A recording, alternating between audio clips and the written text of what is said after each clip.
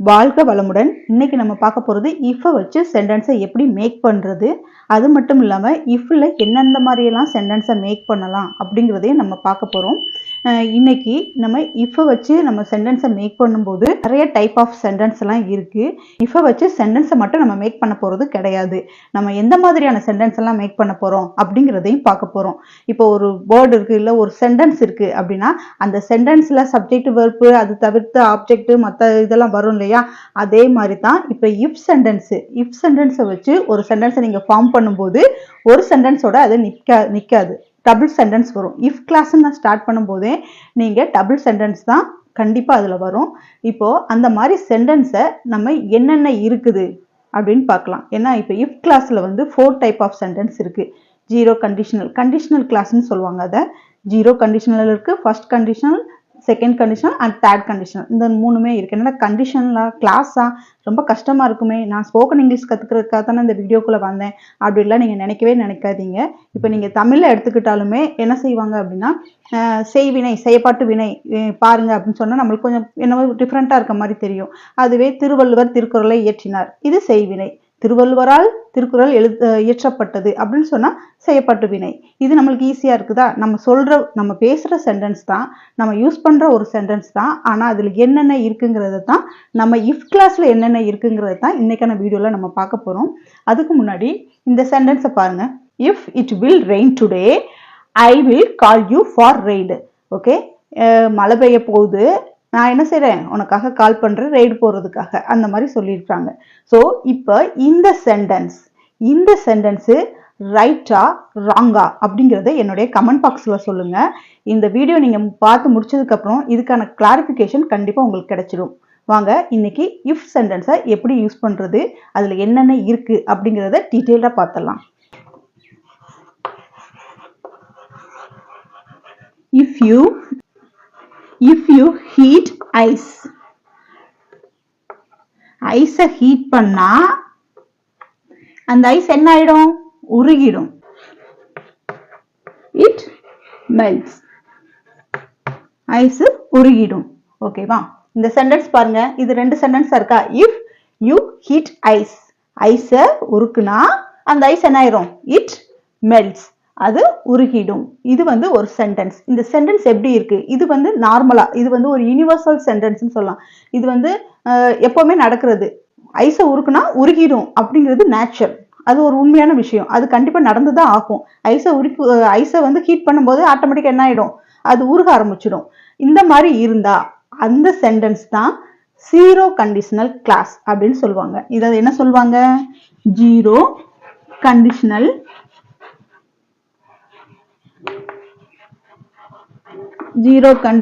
Class.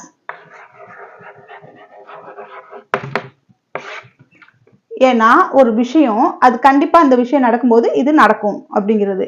ஓகேங்களா? அப்போ ஐஸை heat பண்ணும்போது என்ன ஆயிடும், அது உருகும். இது இயற்கை, நேச்சுரலான ஒரு விஷயங்களுக்கு நம்ம ஜீரோ கண்டிஷனல் கிளாஸ்ன்னு சொல்லுவோம். சென்ட்ரல் ஃபேக்ட்டுக்கும் அது மட்டும் இல்லாமல் யூனிவர்சல் ஃபேக்ட், இந்த மாதிரி விஷயங்கள் எல்லாம் வந்துச்சு அப்படின்னா அதுல வந்து அந்த இஃப் கிளாஸை நம்ம என்ன சொல்லுவோம், ஜீரோ கண்டிஷனல் கிளாஸ் அப்படின்னு சொல்லுவோம். இப்போ இதுல இன்னொரு எக்ஸாம்பிள் பார்க்கலாம்.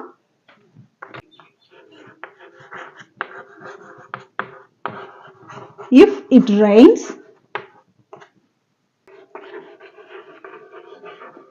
the grass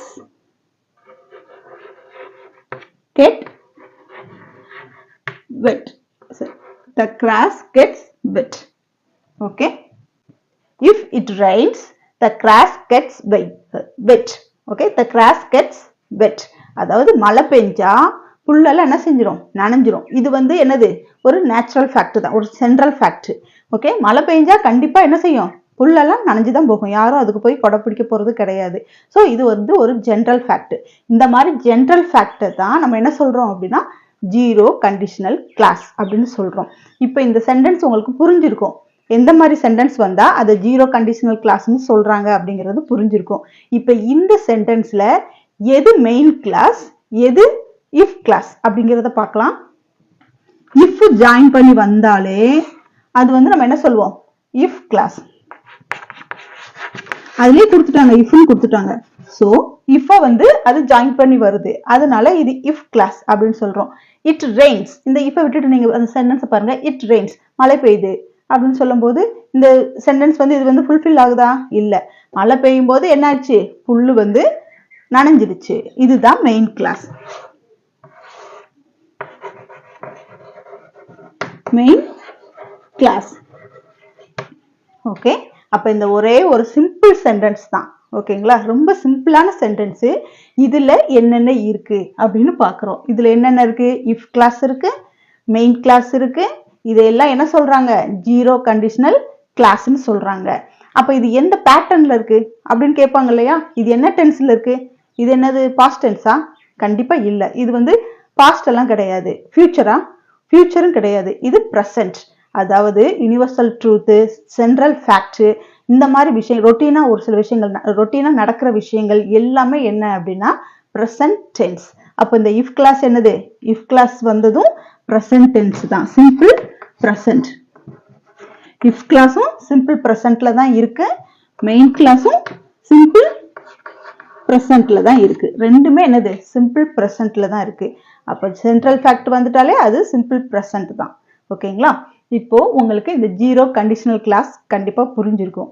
அடுத்து இப்போ நம்ம ஃபர்ஸ்ட் கிளாஸ் பார்க்கலாம். ஃபர்ஸ்ட் கண்டிஷனல் கிளாஸ், அதுவும் ரொம்ப ஈஸியா இருக்கும். இதுல நீங்க வந்து கிராமரா பார்க்காதீங்க. ஸ்போக்கன் இங்கிலீஷ்க்கு நீங்க யூஸ் பண்ணுவீங்க இல்லையா? இஃப் வச்சு நிறைய சென்டென்ஸ் யூஸ் பண்ணுவாங்க. நீங்க டிரான்ஸ்லேஷன் வீடியோல எல்லாம் பார்த்திருப்பீங்க. இஃப் வச்சு நிறைய சென்டென்ஸ் யூஸ் பண்ணுவாங்க.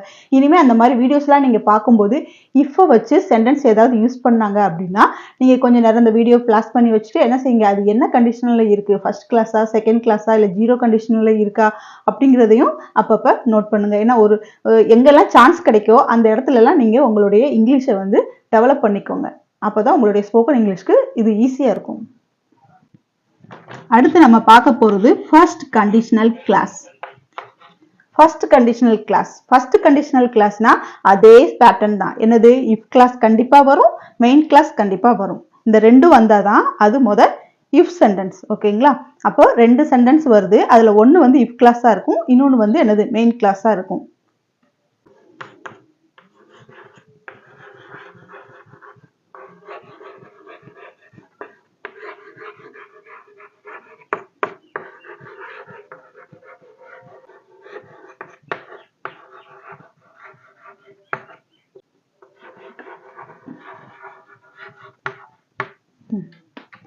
இந்த சென்டென்ஸை பாருங்க. if you drop that glass it will break. Okay, நீங்க கண்ணாடியை கீழே போட்டா அது என்ன ஆயிடும்? உடைஞ்சிடும். கண்ணாடியை கீழே போட்டா உடைஞ்சிடும். ஓகே, அப்ப யாரோ ஒருத்தங்க செய்யறாங்க. இது வந்து என்னது? யூங்கிறது ஒருத்தங்க, உங்களுக்கு முன்னாடி இருக்கிற ஒரு ஆளு. ஓகே, நீங்க கண்ணாடியை கீழே போட்டா அது உடைஞ்சிடும் சொல்றாங்க. இந்த சென்டென்ஸ் உங்களுக்கு தெரியும். இட் வில் பிரேக், உடைஞ்சிடும் அப்படின்னு சொல்றாங்க. வில்லு வந்துட்டாலே நம்ம கண்டுபிடிச்சலாம் இது என்னது? Future tense. ஓகேங்களா? வில்லு வந்துட்டா அது ஃபியூச்சர் டென்ஸ். அப்பனா இது வந்து மெயின் கிளாஸ். இந்த மெயின் கிளாஸ் எந்த டென்ஸ்ல இருக்கு அப்படின்னா ஃபியூச்சர் டென்ஸ்ல இருக்கு. இது வந்து சிம்பிள் ஃபியூச்சர், சிம்பிள் ஃபியூச்சர்ல இருக்கு. இந்த டென்ஸ், இந்த சென்டென்ஸ் வந்து எப்படி இருக்கு அப்படின்னா சிம்பிள் ஃபியூச்சர்ல இருக்கு. அப்ப இந்த சென்டென்ஸ் என்னல இருக்கு? ஓகே, கேட்பாங்கல்ல. அப்ப அது ஃபியூச்சர்ல இருக்கு. அப்ப இந்த சென்டென்ஸ் எப்படி இருக்கு அப்படின்னு கேட்டா இஃப் யூ என்னது? If you drop that clause, நீ இப்ப அந்த கிளாஸ கீழே போட்டேனா அப்ப அது என்னதுல இருக்கு? Present, simple present.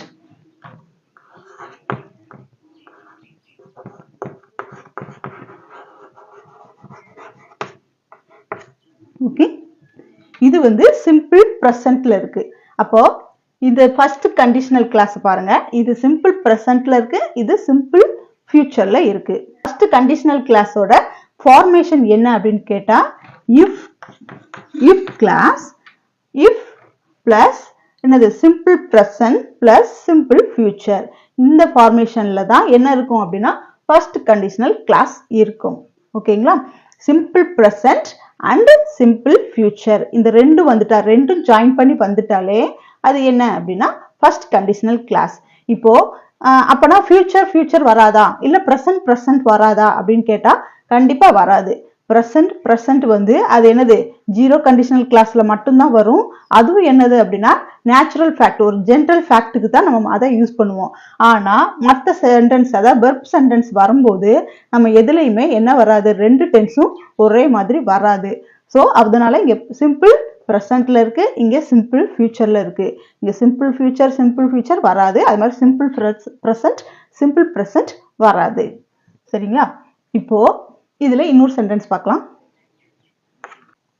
நம்ம அதுல என்ன பார்த்தோம், கிளாஸ கீழே போட்டேன்னா உடஞ்சிரும் அப்படின்னு பார்த்தோம். இதுல என்ன இருக்கு, if I have time I will finish that letter.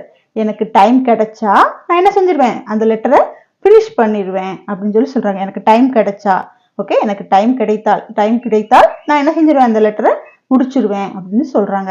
அப்போ முடிச்சிருவேன், இது நம்ம அதே ஃபார்மேஷன்ல இருக்கு. சிம்பிள் என்னது ஃபியூச்சர்ல இருக்குது, இங்க என்னது will finish, இது வந்து ஃபியூச்சர் வெர்ப்ல இருக்குது. அது இங்க பாருங்க, ஐ ஹாவ் டைம், கிடைத்தால், எனக்கு டைம் கிடைச்சா, இப்போ எனக்கு டைம் கிடைச்சா நான் என்ன செஞ்சிருவேன், அந்த லெட்டர் கூட முடிச்சிருவேன். அப்போ இது என்ன இருக்கு, ப்ரெசென்ட்ல இருக்கு, சிம்பிள் ப்ரெசென்ட்ல இருக்கு. அப்போ இதே ஃபார்மேஷன் தான். அப்போ உங்களுக்கு ஃபர்ஸ்ட் கண்டிஷனல் கிளாஸ் வந்து புரிஞ்சிருக்கும். ஃபர்ஸ்ட் கண்டிஷனல் கிளாஸ்னாலே என்ன வந்துடும் அப்படின்னா, அந்த சென்டென்ஸ் வந்து இஃப்ல ஸ்டார்ட் ஆகி என்னது சிம்பிள் ப்ரெசென்ட் பிளஸ் என்னது simple present plus simple future வரும். இப்போ அடுத்து நம்ம வந்து செகண்ட் கண்டிஷனல் கிளாஸ் பார்க்கலாம். அதுவும் இதே மாதிரி சிம்பிளா தான் இருக்கும். ஃபர்ஸ்ட் கண்டிஷனல்ல என்ன பார்த்தோம், சென்ட்ரல் ஃபேக்ட்டுக்கு நம்ம அந்த இது இஃப் போட்டு எழுதணும். சென்ட்ரல் ஃபேக்ட்டுக்கு இஃப் போட்டு எழுதணும். அது ஃபுல்லாவே எப்படி இருக்கும் அப்படின்னா ப்ரெசென்ட்ல தான் இருக்கும். ஆனா ஃபர்ஸ்ட் கண்டிஷன்ல வந்து அப்படி கிடையாது. இது என்னது, இஃப் வந்துடும், சிம்பிள் ப்ரெசென்ட் வந்துடும், அடுத்து சிம்பிள் ஃபியூச்சரும் வந்துடும். இப்போ அடுத்து நம்ம செகண்ட் கண்டிஷனல் கிளாஸ் பார்க்கலாம்.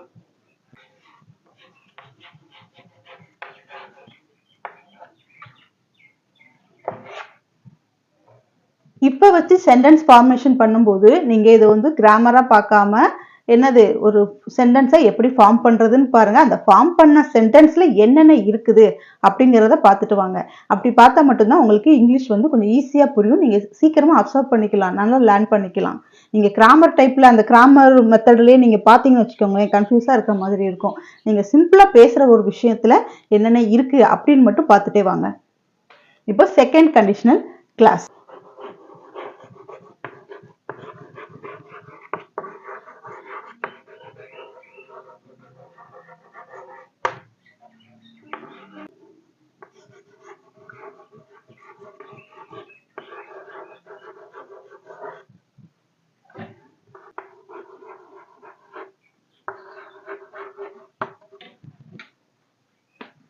இந்த சென்டென்ஸை பாருங்க. If I own a lot of money I would buy a new car. எனக்கு நிறைய பணம் கிடைச்சிச்சுன்னா நான் என்ன பண்ணுவேன், எஸ் வெரி குட், என்னது புது காரு வாங்கிடுவேன். என்கிட்ட பணம் நிறைய இருந்துச்சு, இல்லை எனக்கு நிறைய பணம் கிடைச்சிச்சு அப்படின்னா என்ன பண்ணிடுவேன், புது காரு வாங்கிடுவேன் அப்படின்னு சொல்லி சொல்றாங்க. அப்ப நிறைய பணம் கிடைச்சிருச்சுன்னா அப்படின்னு சொல்லும் போது அது என்னது, பாஸ்ட். ஓகேங்களா? அப்புறம் I would buy a new car, நான் புது காரு வாங்கிடுவேன். இது வந்து எதுல இருக்கு, இந்த டென்ஸ் வந்து ஃபியூச்சர்ல இருக்கு. அப்போ இந்த டென்ஸ், அதாவது இஃப் கிளாஸ் வந்து எதுல இருக்கு அப்படின்னா பாஸ்ட்ல இருக்கு, சிம்பிள் பாஸ்ட்ல இருக்கு. நம்ம ஃபர்ஸ்ட் கிளாஸ் தான் என்ன பார்த்தோம், சிம்பிள் ப்ரெசென்ட்ல இருக்குன்னு பார்த்தோம். பட் செகண்ட் கிளாஸ் வந்து என்ன இருக்கு, சிம்பிள் பாஸ்ட். என்னது, ஐ ஓன்னா கிடைச்சிச்சுன்னா, ஓகே, வின் பண்ணிட்டேனா, எனக்கு அந்த பணம் கிடைச்சிருச்சுன்னா இல்லை வின் பண்ணிட்டேனா அப்படின்னு சொல்லி சொல்லலாம். I own a lot of money, எனக்கு நிறைய பணம் கிடைச்சிச்சுன்னா நான் என்ன பண்ணுவேன், I would buy a new car. அப்போ இது சிம்பிள் ஃபியூச்சர். Simple future. அப்ப இது மட்டும்தான் இருக்கா அப்படின்னு கேட்டா இல்ல.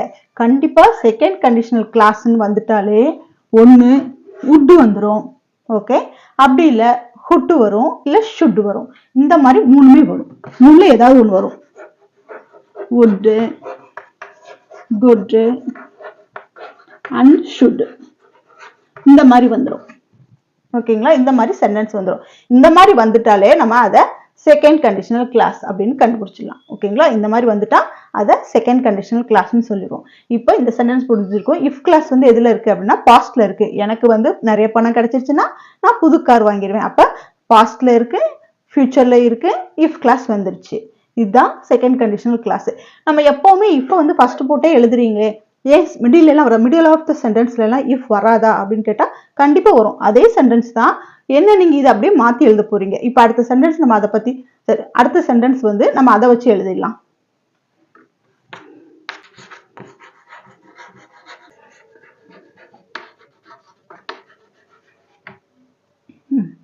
இந்த சென்டென்ஸை பாருங்க, ஐ வுட் பி அஃப்ரைட், நான் பயப்படுவேன், நான் பயப்படுவேன். இது ஃபியூச்சர்ல இருக்கு. Okay, I would be afraid if someone pointed a gun at me, யாராவது என் முன்னாடி கண்ணை வச்சு பாயிண்ட் அவுட் பண்ணாங்கன்னா என்ன பண்ணுவேன், பயப்படுவேன். அப்போ இது வந்து என்னது, அது பாஸ்ட்ல வந்துருச்சு. ஓகேங்களா, பாயிண்டட் இந்த சென்டென்ஸ் வெர்பை பாருங்க. ஓகேங்களா, வெர்பை பார்த்தா தான் புரியும். அப்போ பாயிண்டட்னா முன்னாடி வச்சாங்கன்னா அப்படின்னா அது வந்து என்னது, பாஸ்ட்ல இருக்குது. அப்போ இது சிம்பிள் பாஸ்ட். அப்படியே பாருங்க, சிம்பிள் ஃபியூச்சர் இஃப் கிளாஸ், அந்த இஃப் கிளாஸ்ல என்ன இருக்கு, சிம்பிள் பாஸ்ட் வந்துருச்சு. இந்த மாதிரி நம்ம எழுதலாம். இஃப் வந்து நம்ம ஸ்டார்டிங்ல தான் வச்சு எழுதணும்னு கிடையாது, மீனிங் எல்லாமே ஒண்ணுதான், அதை அப்படியே மாத்தி எழுதுறோம். அவ்வளவுதான். இதுல எதுவுமே நம்ம சேஞ்ச் பண்ண போறது எதுவுமே கிடையாது. ஒரே சென்டென்ஸ் நாம அப்படியே மாத்தி எழுதுறோம், அவ்வளவுதான். ஓகே, இப்போ செகண்ட் கிளாஸ் உங்களுக்கு புரிஞ்சிருக்கும். அடுத்ததா தேர்ட் கண்டிஷனல் கிளாஸ். இன்னும் நிறைய கண்டிஷன் இருக்கா அப்படின்னு யோசிக்காதீங்க. மொத்தமே என்னது, 4 டைப்ஸ் தான் இருக்கு. ஒன்னு 0 and first, second, last one third conditional clause. Third conditional clause வந்து நீங்க பார்த்த மாதிரி 0 கண்டிஷனல் கிளாஸ் மாதிரியோ இல்ல ஃபர்ஸ்ட் செகண்ட் மாதிரியோ சிம்பிளா இருக்காது. இது கொஞ்சம் பிரீஃபா இருக்கும். ஆனா ரொம்ப கஷ்டம் கிடையாது, இது ஈஸி தான்.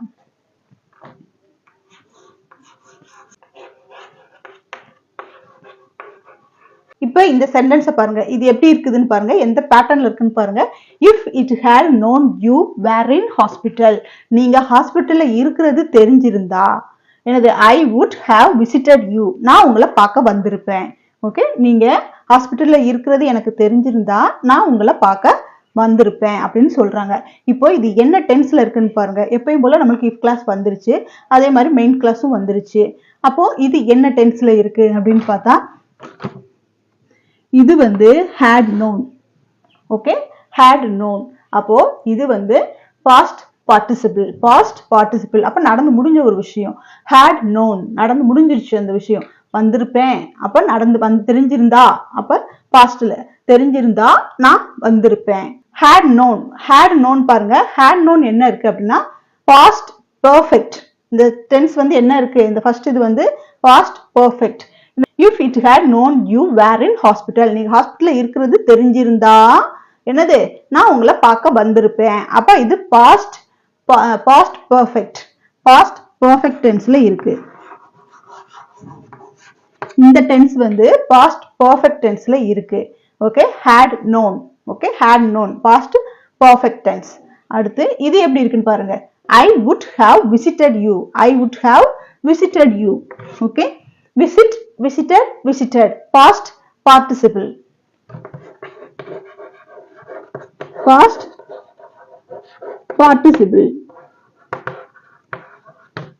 நம்ம பார்த்திருப்போம். என்னது, know, knew, known பார்த்திருக்கோமா? என்ன சொல்லுவோம், know, present, past participle. Okay, know, knew, known. அதே மாதிரி அப்ப இங்க என்ன கொடுத்துருக்கு, அப்போ இந்த மாதிரி பாஸ்ட் பார்ட்டிசிபிள் யூஸ் பண்ணி வரும்போது அது என்ன சொல்லுவோம், நம்ம பாஸ்ட் பர்ஃபெக்ட்னு சொல்லுவோம். அப்ப இங்க வர சென்டென்ஸ் எப்படி இருக்கும், அதுவும் என்னது பாஸ்ட் பார்ட்டிசிபிள்ல தான் இருக்கு. இதே மாதிரி நம்ம ஏற்கனவே பார்த்திருக்கோம் இல்லையா, செகண்ட் கண்டிஷன்ல நம்ம பார்த்திருப்போம். என்ன பண்ணிருக்கோம், என்னது சிம்பிள் பாஸ்ட் வந்திருக்கும். அதே மாதிரி தான் இங்க பாஸ்ட் பார்ட்டிசிபிள் வந்திருக்கு. அதோட சேர்த்து நம்மளுக்கு அதே அந்த would, could, should இந்த மாதிரி இதுவும் வரும், சேர்ந்து தான் வரும். சரிங்களா, இப்போ இந்த டென்ஸ் புரிஞ்சிருக்கும். இதுல என்ன வந்திருக்கு, நம்ம பாஸ்ட், நம்ம அதுல எல்லாம் simple present, simple past, simple future அந்த மாதிரி யூஸ் பண்ணிட்டு இருந்தோம். பட் இந்த தேர்ட் கண்டிஷனல் கிளாஸ்ல மட்டும் சிம்பிள் சென்டென்ஸ் எதுவுமே வராது, கொஞ்சம் பிரீஃபா தான் வரும். ஸோ இது வந்து என்னது பாஸ்ட் பர்ஃபெக்ட் டென்ஸ்ல இருக்கு, அது பாஸ்ட் பார்ட்டிசிபிள்ல இருக்கு. One more example to third conditional clause.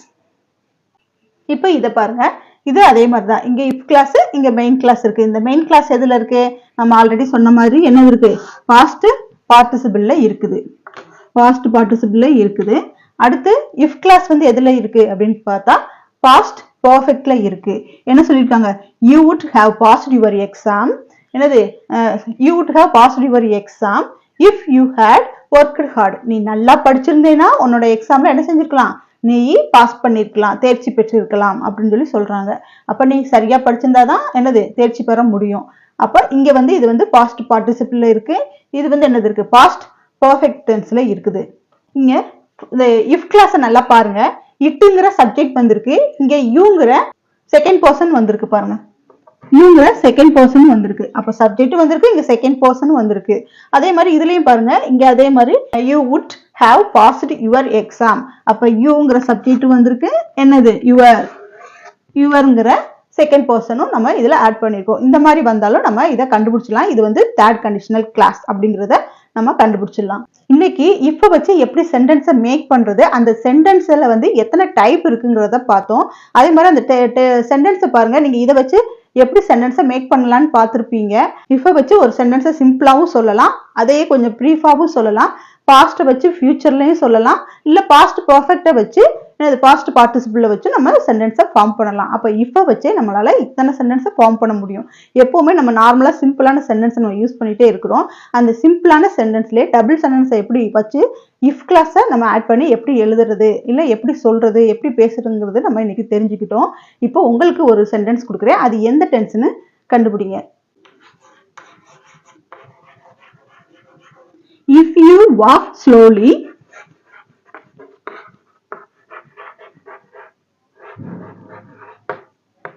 you can't reach the place.